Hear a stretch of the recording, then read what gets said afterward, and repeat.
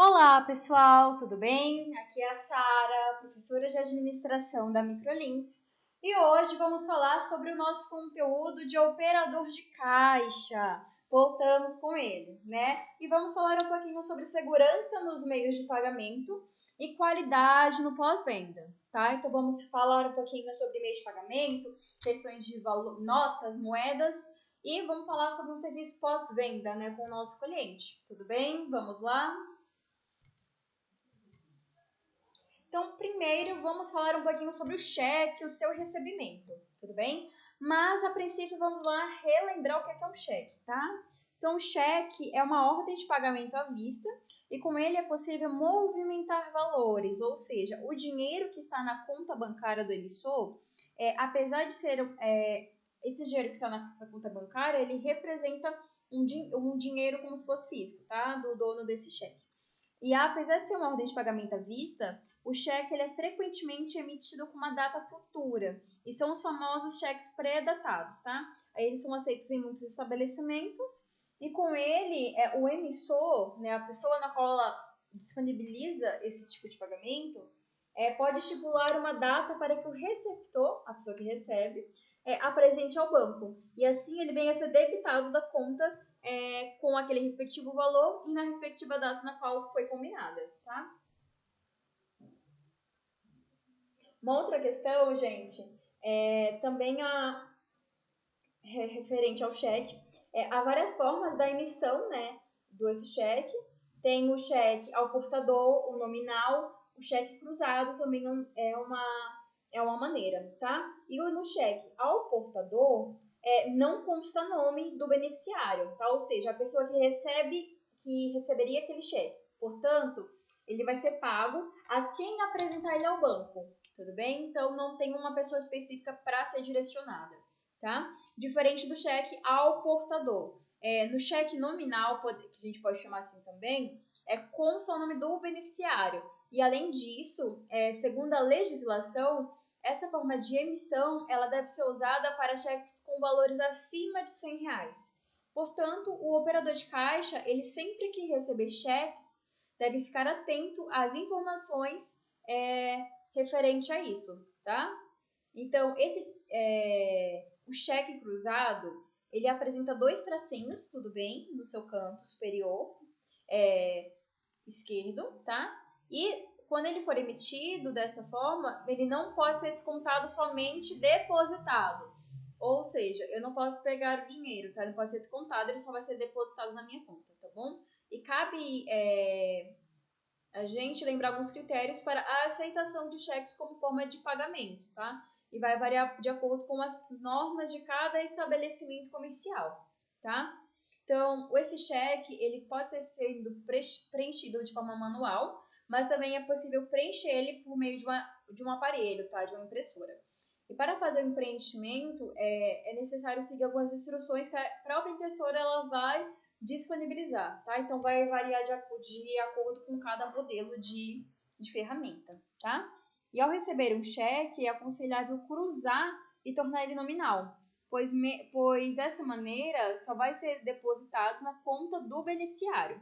Isso vai evitar roubos, perdas, e além disso é importante solicitar ao cliente um documento de identidade para uma verificação.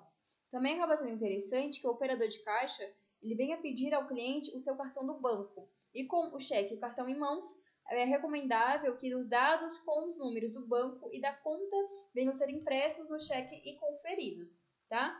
E explicar ao cliente que esses procedimentos eles são realizados como uma medida de segurança com o intuito de evitar problemas como a circulação de cheques roubados e falsificados. Tudo bem? Acaba sendo muito importante por esses motivos, tá? Agora, vamos lá. Como funciona em questão as consultas de cheque? O cheque, ele ainda é muito utilizado pelos consumidores e aceitos em comércios no contexto geral. E por isso, você, operador de caixa, vai se deparar com muito desses cheques, tá? E muitas vezes com cheques roubados, falsos, clonados ou cheques sem fundo. E para evitar esses transtornos e aborrecimentos, é importante que a gente vem a saber que a consulta do cheque, ele pode ser realizado por meio de equipamentos, tá? Porque alguns estabelecimentos comerciais, ele já consta com esse aparelho, tá? Com o objetivo de tranquilizar, normalizar e proporcionar mais segurança, tá? E também em relação aos órgãos de proteção ao crédito, tá? A gente está se referindo ao SPC e ao Serasa, tá? A sigla SPC significa Serviço de Proteção ao Crédito, tá? Que são os órgãos, tá? E o Serasa é referente a centralizadores de serviços do Banco SA, tá? Então, tratam-se de empresas privadas que controlam enormes bancos de dados compostos por cadastros de empresas e pessoas que têm alguma pendência financeira, tá? Isso são dívidas vencidas e não pagas, e emissão de cheques sem fundos, ações judiciais, entre outras peculiaridades, tá? E através da consulta, esses bancos de dados, o estabelecimento ele pode saber se o cheque que está sendo recebido é de um cliente que tem ou não o seu nome no cadastro de inadimplentes. E a consulta ela pode ser realizada por meio do leitor de cheques ou pela impressora de cheque, tá? Então acabam sendo equipamentos que estão ligados ao sistema e sendo usados pelo estabelecimento, tá? A impressora de cheque, que também ela pode estar realizando a consulta, ela é uma grande aliada contra os cheques sem fundos roubados e clonados. Acaba também reduzindo o tempo do preenchimento do cheque e evita que ele venha a sair de forma incorreta. E caso o cheque ele não venha a ser autêntico, geralmente a impressora vai rejeitar ele. E dessa maneira, o comerciante ele vai ter mais tranquilidade em reconhecer o cheque como uma maneira e uma forma de pagamento em seu estabelecimento. Tudo bem? Então, quando o operador de caixa ele inserir o cheque na impressora de cheque, ela vai realizar uma leitura, tá, dos dados do CMC7, tá? E vai preencher automaticamente os campos solicitados pelo sistema. E sendo necessário, o operador de caixa ele deve preencher mais alguns campos, tudo bem? Com todos esses campos necessários sendo preenchidos, o sistema ele vai realizar essa consulta. E então, antes da gente dar continuidade, o CMC7 significa caracteres magnéticos codificados em 7 barras. E de acordo com o que a gente viu até agora, são os números localizados na parte inferior do cheque, no qual consta dados como código do banco, da agência, da compensação, além do número do cheque da conta corrente e outros dados também, tá? E a sua função é oferecer mais segurança nos recebimentos de cheque. Tudo bem?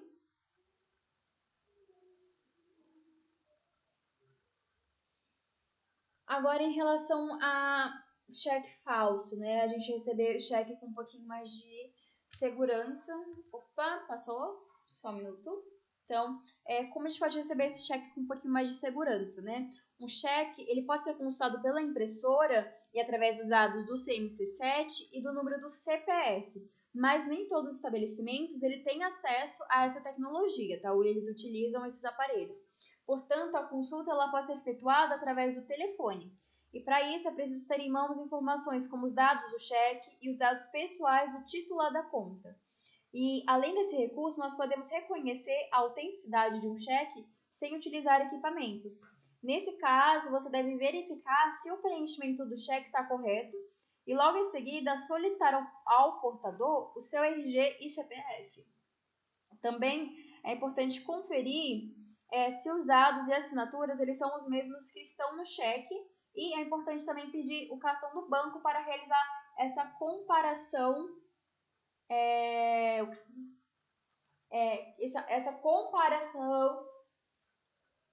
essa comparação, tudo bem? Para que dessa maneira a gente consiga ter mais credibilidade e mais segurança.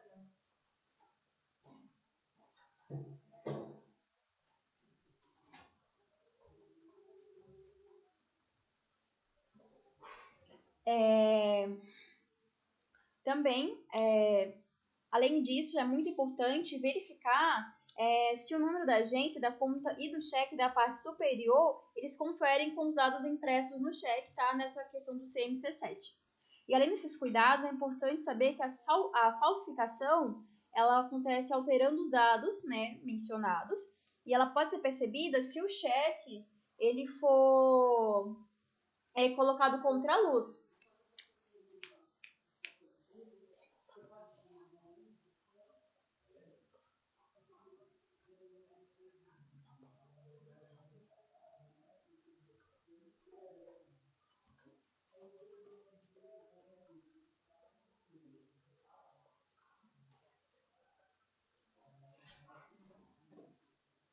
Então, colocando o cheque contra a luz, a gente consegue identificar se é um cheque falsificado ou não. Tudo bem? Até pelo tato, ou até mesmo dobrando ele de uma forma arredondada para que ele não venha amassar, tá? Então, com o cheque dobrado de modo arredondado, a gente pode movimentar as suas laterais para cima e para baixo, e com esse movimento a gente consegue identificar se há alguma adulteração, né? Se há uma colagem nele, e identificar se tiver essa colagem, a gente consegue soltar ela, tá? E dessa maneira a gente consegue identificar se o cheque ele é um cheque adulterado ou não. Tudo bem?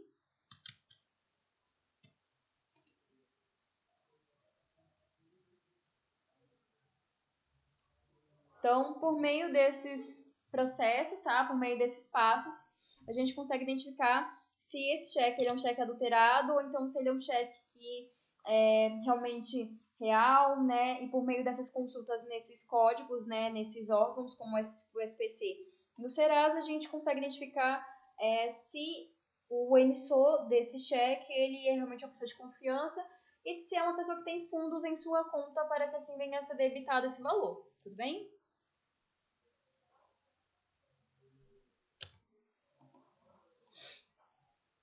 Uma outra questão, tá? Também vamos estar falando sobre cédulas, tá? Vamos falar um pouquinho sobre a autenticidade sobre as cédulas, tá?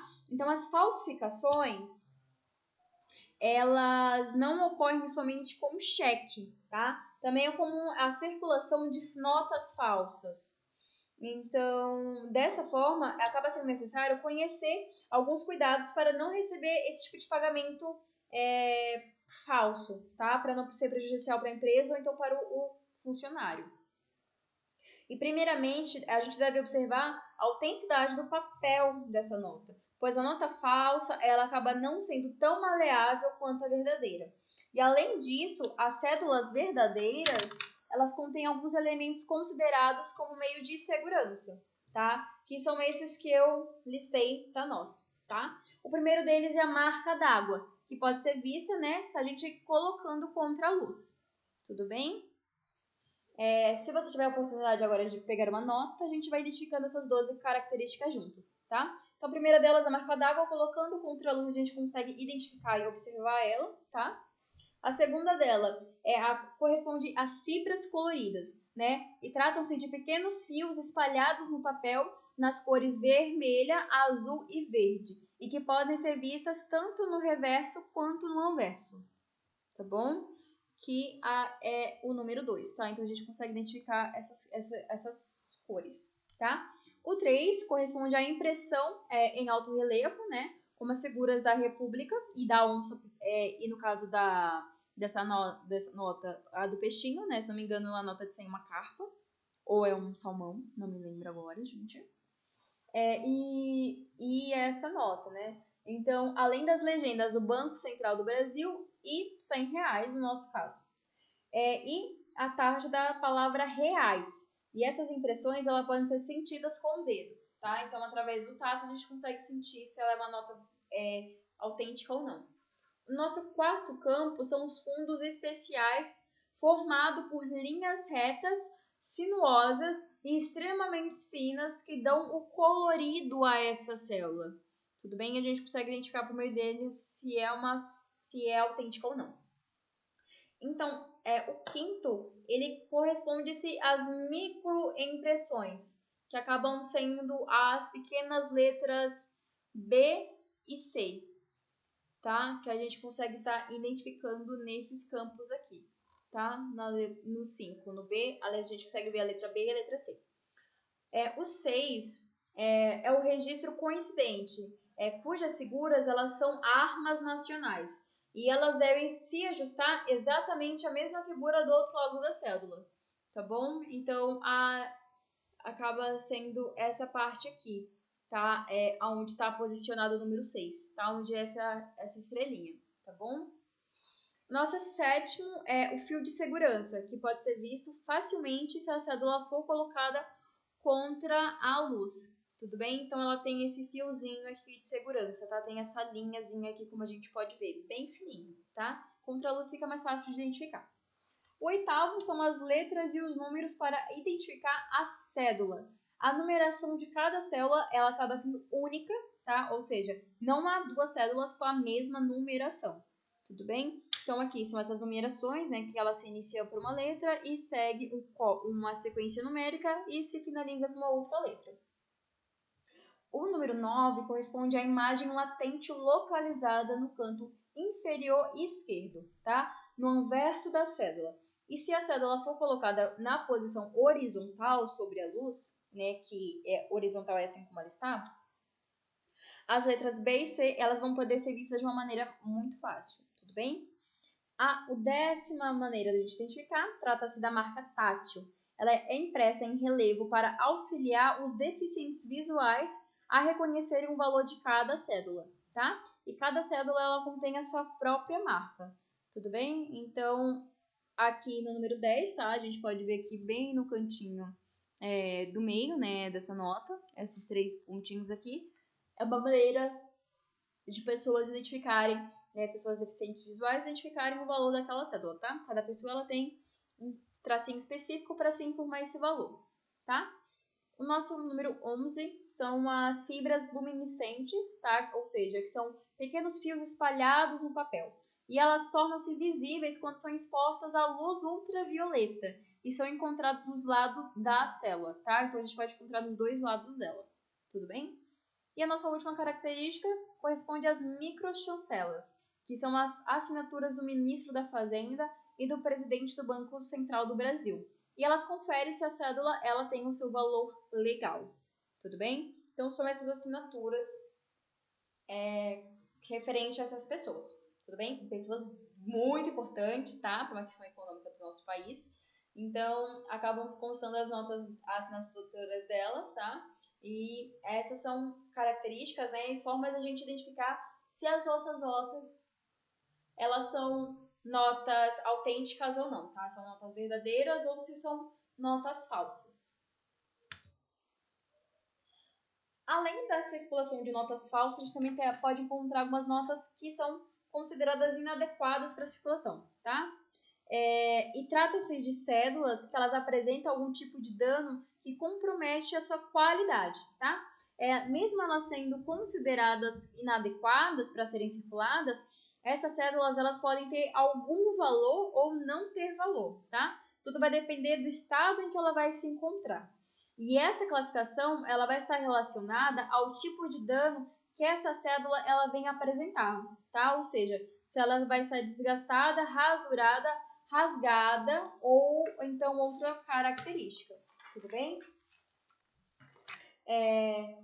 Acaba tendo valor as cédulas desgastadas pelo uso ou aquelas dilaceradas, tá? Vale ressaltar que para ter valor, as cédulas dilaceradas elas precisam estar inteiras ou venham possuir em um único fragmento mais da metade do seu tamanho original. E não se deve aceitar cédulas dilaceradas como pagamento, pois elas têm um valor somente para serem trocadas ou depositadas em banco. E as instituições bancárias, ao receber essas cédulas, elas devem enviar ao Banco Central do Brasil, onde elas vão ser destruídas, tá? As cédulas desbotadas, isto é, aquelas que são desgastadas pelo tempo de circulação, têm um valor e o comércio pode aceitar assim como uma maneira de pagamento, tá? No entanto, ao receber, o banco deve encaminhar para o Banco Central para sua destruição por estarem muito gastas e desbotadas. E existem cédulas inadequadas para sua circulação, que são as consideradas sem valor até mesmo pelas instituições bancárias. E são consideradas sem valor as cédulas mutiladas, ou seja, aquelas que não apresentam nenhum fragmento maior que a metade do seu tamanho original. E essas cédulas elas devem ser encaminhadas ao Banco Central para análise. E uma cédula mutilada ela não é aceita para pagamento, troca ou depósito em banco. Notas desse tipo elas devem ser encaminhadas ao Banco Central para estar sendo realizada essa análise, tá? E ao apresentar cédulas nessas condições nas instituições financeiras, o cidadão deve receber um recibo e terá que aguardar o resultado da análise daquela nota. E dependendo do resultado, vai estar sendo ou não reembolsado. Tudo bem? Então, eu coloquei algumas características, né, algumas notas, para que assim a gente possa identificar como eu acabei de mencionar, tá? Só não tem da dilacerada, tá bom, gente? Essa última nota para vocês que ainda tá queimada, ela também pode ser sendo considerada meio de pagamento, tá? Porque ela tem mais da metade dela, tá? Então, se você tem uma nota rasgada em muitos pedaços, ela não é mais aceita, tá? Ela tem que ter análise, como eu mencionei. E as moedas, né, gente? Então, moedas, elas podem ter ou não seu valor, tá? E essa classificação, ela vai variar de acordo com o estado da conservação ou com os tipos de dano daquela moeda. Moedas tortas, perfuradas ou desfiguradas, desde que elas venham estar inteiras e dando para ver o seu valor, ela pode estar sendo trocada. Também podem estar sendo depositadas ou utilizadas para realizar pagamentos, mas somente em redes bancárias. Caso venha a haver dúvidas quanto ao seu valor, ou seja, se o seu dano for muito grande, elas deverão ser encaminhadas ao Banco Central, pois nenhum banco vai aceitar elas, tudo bem? E é importante saber que além dos cheques e as cédulas, as moedas elas também são alvos de falsificação. O problema é que reconhecer a autenticidade dessas moedas não existe nenhum aparelho, né? Então, nenhum teste feito de maneira isolada que venha comprovar isso, tá? E ela pode ser analisada através da verificação visual e tátil, e sendo necessário a utilização de uma lente de aumento. E talvez, à primeira vista, venha ter um pouquinho de dificuldade em diferenciar as moedas falsas das moedas verdadeiras. E se não for possível verificar e a dúvida ela venha a ser persistente, o melhor é encaminhar essa moeda ao Banco Central para que elas venham a ser analisadas, tá bom? Então, além de notas e cheques, as moedas elas também podem ser esses alvos de fraude. E dentro dessas questões, nós temos a nossa nova família, as cédulas do real, né? As novas cédulas elas foram lançadas em fevereiro de 2010 pelo Banco Central do Brasil e elas entraram em circulação de forma gradual nos próximos anos, tá? Na qual a gente já vem tendo contato com elas. E essa segunda família do real, ela apresenta algumas diferenças em relação às cédulas antigas, tá? E além do tamanho das cédulas, elas acabam sendo maiores que as cédulas, tá, antigas. E o seu relevo, ele é muito mais aprimorado, tá? E elas acabam facilitando na identificação tátil dos valores. E isso vai favorecer as pessoas portadoras de deficiência visual, tá? E a partir desse momento elas vão ter mais facilidade em reconhecer quais são os valores de cada uma dessas moedas, tá bom? Dessas notas, desculpa. E as novas cédulas, elas também são mais seguras, pois a maneira como elas são impressas acaba dificultando a sua falsificação. E a prevenção das falsificações é uma constante preocupação do Banco Central do Brasil e da Casa da Moeda do Brasil. Tudo bem? Porque dessa maneira acaba diminuindo essa chance, né, de falsificação de notas e, consequentemente, vai fazer com que essa eventualidade venha a acontecer com menor frequência, tá bom? Agora vamos para o nosso próximo tema, na qual eu quero trabalhar com vocês, né, gente, que é a qualidade a todo momento do nosso cliente, né, tem que promover, né, para ele um bom atendimento. Antes da venda, durante a venda e principalmente depois dessa venda, tá? Para que dessa maneira ele venha se sentir sempre acolhido, né? Ele venha se sentir sempre amado e bem tratado pela empresa, né? Pelo aquele comércio em si, tudo bem? Primeiro dele, na qual eu quero falar com vocês em relação à troca, tá? A troca e a devolução de mercadorias. E para realizar essa troca ou a devolução, primeiramente é preciso saber quando o consumidor ele tem direito a essa ação, tá? Então, por isso a gente vai conhecendo dois exemplos, tá? Então, de acordo com o Código de Defesa do Consumidor, se a mercadoria ela apresenta algum defeito de fabricação, o fabricante e o comerciante eles são responsáveis por ela. No entanto, essa responsabilidade ela tem um prazo estabelecido pelo próprio Código de Defesa do Consumidor. Isto é, o consumidor ele tem um prazo para se manifestar referente a um possível defeito. E esse prazo ele varia de 30 a 90 dias, tá? E são 30 dias para os produtos não duráveis, tá? Como que acabam se esgotando com o tempo, né? Com a sua utilização, como alimentos e bebidas. E 90 dias para produtos duráveis, são aqueles que não têm um prazo para não serem mais utilizados, tá? Então, automóveis, eletrodomésticos, por exemplo. No entanto, é importante saber que o prazo ele não é estabelecido apenas para o consumidor. Depois de feita a reclamação, o fornecedor ele também tem um prazo para atender ela. E ele é de até 30 dias, tá? Para se estar reparando esse defeito do produto. E então devolver ele consertado, né? Ele reparado ao seu consumidor. E se esse prazo ele venha a ser ultrapassado, o produto ele não sofreu o devido reparo, o consumidor ele pode exigir a troca, o abatimento no preço da mercadoria ou a devolução do seu dinheiro, tá? Então, acaba sendo interessante, sempre que efetuar uma troca ou a devolução de um produto, é importante ficar atentos a esses critérios que eu mencionei, tá?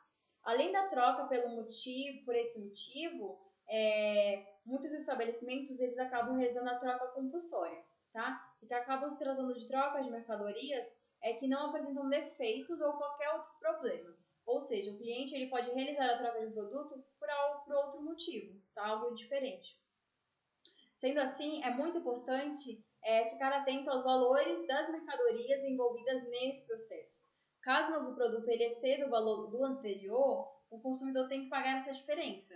Por um outro lado, quando o valor é inferior, é preciso verificar a política adotada pelo aquele estabelecimento, que pode escolher em devolver o dinheiro em relação à diferença, ou pedir para o cliente ele escolher um outro produto nesse valor restante. Também é importante se informar sobre alguns aspectos estipulados para essa prática no local de trabalho. Geralmente, os comerciantes eles aceitam realizar a troca somente se a mercadoria ela estiver intacta, tá, com a etiqueta fixada no produto ou então na caixa. E além disso, os prazos eles variam de 7 a 30 dias, tá, que acabam sendo estipulados por troca compulsória. E para realizar com segurança essa ação, é preciso apenas manter-se informado a respeito dos critérios determinados pelo estabelecimento, tá? Pois essa prática, apesar de ser muito comum, ela não está prevista em lei, ou seja, ela não é obrigada pela legislação.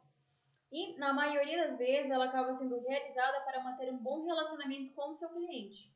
E agora, que a gente já sabe alguns dos motivos, né, de relação à troca e devolução, vamos falar um pouquinho, né, sobre os serviços de pós-venda, tá? Então, como o próprio nome sugere, os serviços de pós-venda são aqueles que são prestados após a efetuação da venda de um produto ou um serviço. E tratam-se principalmente da devolução e troca de mercadorias, tá? Então, eu acabei falando um pouquinho, eu falei sobre ela primeiro para a gente ter mais coerência, tá? Então, do atendimento ou então de reclamações recebidas de sugestões. E para manter a qualidade das vendas e a boa imagem do estabelecimento, esses serviços estão cada vez mais tornando-se indispensáveis. E uma vez que ele venha a ser realizado com qualidade, eles complementam o processo de fidelização do cliente. E para implantar os serviços pós-venda, alguns procedimentos eles são necessários, tá? O primeiro deles é a criação de um espaço para sua realização. E ele pode ser considerado como um setor a mais desse estabelecimento. E o mais importante é que esse espaço ele venha a ter de fácil acesso para os consumidores. Acaba sendo que, afinal, esse setor ele vai ser um setor de pós-venda, ele é um local criado para realizar a troca, a devolução de mercadorias, ouvir ou então atender reclamações e sugestões de clientes, por isso deve ter de fácil acesso a isso. E todos esses procedimentos eles devem ser realizados sem a burocracia, tá? E de uma maneira agradável. E por isso que depois de implantado, os funcionários envolvidos nesse trabalho, eles precisam receber treinamento para conhecerem o Código de Defesa do Consumidor e os regulamentos estipulados pelo estabelecimento para a efetuação desse serviço. E assim vão poder adquirir autonomia e segurança para resolverem os problemas do cliente. Tudo bem? Então é interessante a gente trabalhar com essa questão de pós-venda por inúmeros benefícios que ele proporciona, tá? Para você como colaborador, a loja em si, tá? E para o cliente em si também. Uma outra questão é a fiscalização, tá? A fiscalização, ela acaba sendo um aspecto importante, tá? Para o funcionário de qualquer empresa e para o funcionamento de qualquer organização. Então, como a gente já viu em aulas passadas, e como a gente acabou de mencionar, a satisfação do cliente é uma peça essencial para o sucesso do estabelecimento. No entanto, a sua sobrevivência não depende unicamente da satisfação do cliente. Também é necessário que as exigências legais elas venham a ser atendidas e dessa maneira os estabelecimentos eles são frequentemente fiscalizados por órgãos responsáveis da administração pública. E entender sobre a fiscalização é fundamental para que o operador de caixa ele trabalhe diretamente e de uma maneira segura, tá? Justamente por trabalhar diretamente com equipamentos e documentos fiscais, como a impressora fiscal, a nota fiscal, a leitura X e redução Z. E por isso não é raro ter de atender algum fiscal responsável pela verificação desses equipamentos ou documentos. E, no entanto, a fiscalização ela pode ser por outros motivos, tá? Como para melhorar o entendimento, a gente vai conhecer alguns tipos comuns de fiscalização, tá? O primeiro tipo está relacionado ao pagamento de tributos e impostos. Os fiscais responsáveis por isso, eles podem ser subordinados da Receita Federal, tá? O Ministério da Fazenda, ou da Secretaria Estadual da Fazenda, que é o ICMS, e a Prefeitura Local, tá? Outra fiscalização é aquela que ela é realizada pelos funcionários da Secretaria da Saúde, ou Anvisa, tá? Que é a Agência Nacional de Vigilância Sanitária. E a fiscalização realizada por eles tem como objetivo verificar os estabelecimentos que trabalham com alimentos, venham ser eles produtos para consumo ou então distribuição. E esses fiscais, eles vêm observando as instalações, as condições de armazenamento de alimentos e a sua preparação como instalações sanitárias. Também eles ficam atentos à ventilação, iluminação e outros aspectos que variam de acordo com o tipo do estabelecimento. E além dessas, a fiscalização ela pode ser feita por outros agentes, como por exemplo, os responsáveis pelo monitorar o combate à dengue. E com os diversos tipos de fiscalização, é comum a visita de fiscais ao estabelecimento. Por isso, tanto ele quanto o operador de caixa, ele precisa estar preparado para receber ele. Tudo bem? Então, a fiscalização acaba sendo muito importante para um bem-estar, tanto de empresa, como de consumidor, quanto de colaborador, tá? Para que em conjunto, juntos, venhamos seguir e realizar processos e etapas para o sucesso daquele cliente, para o sucesso daquela empresa e do seu lucro e do seu faturamento como empresa. Tudo bem? Então, a gente acaba de identificar, gente, o atendimento pós-venda, essa questão do troca, devolução e a fiscalização, em conjunto, todos eles trabalham em conjunto para um bom funcionamento e um bom andamento da empresa e daquele estabelecimento em si. Tudo bem? Para que assim a gente venha tanto proporcionar para o nosso cliente uma melhor experiência, melhor atendimento, melhor produto, quanto para proporcionar a nós mesmos como empresa e como funcionário sempre o melhor serviço de qualidade e com credibilidade e confiança naquela praça. Tudo bem? Então, gente, essa foi a nossa aula de hoje, tá? Então, nós falamos sobre meios de pagamento, segurança nesses meios de pagamento, tá? Como identificar eles. E falamos um pouquinho sobre atendimento ao nosso cliente, o pós-venda, as trocas e devoluções e sobre a fiscalização naquele comércio, tá? Então, qualquer dúvida, qualquer sugestão sobre esses temas na qual trabalhamos hoje, só escrever nos comentários, vou estar à disposição para verificar cada um deles e auxiliar, tá?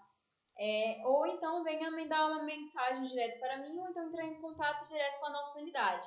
Eu vou estar à disposição para auxiliar e para orientar vocês naquilo que venha a ser necessário, tudo bem? Eu agradeço a atenção de vocês, tá? Um beijo grande e vou ficando por aqui. Tchau, tchau!